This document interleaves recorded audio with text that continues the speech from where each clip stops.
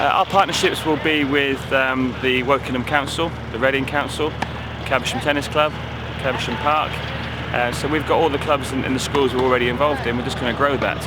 But the councils will play an active part in that because they've got lots of facilities they'd like to improve, and more importantly, they'd like us to manage. I think we've got a quite fortunate relationship where we're based.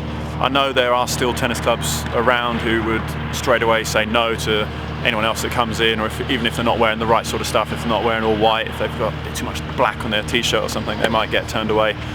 But the tennis players that the foundation's really going to reach out to are those guys who necessarily don't play tennis all year. They pick up a racket maybe when the sun comes out or when there's a bit of tennis on TV.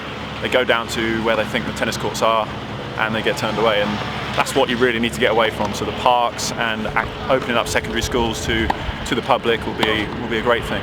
The partnership between St Albans and Gosling Sports Trust ultimately started at the local coach level with the development of programmes to try and expand on the expertise of each of the different partners, and it's now expanded with the support of the Tennis Foundation to a formal partnership as a potential hotspot, and we're really looking forward to the opportunities that will provide in terms of developing community-based tennis and ultimately adult tennis and ultimately the excellence programme as well at both high performance centres. It's now learning the dynamics of working with another local authority partner nearby to try and create some sort of activity that will get tennis in its wider context involved in the community. It's very well run and organised by the council, so we don't have any vandals or anything like that.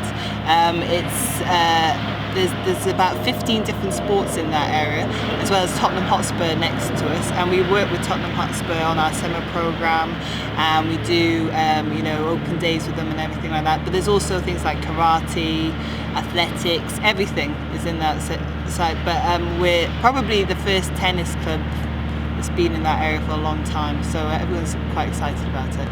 While Robbie works in the west of the borough and we work in the east, basically Robbie has a tennis program over there in Pavilion Tennis Club, and we basically run our program in the east.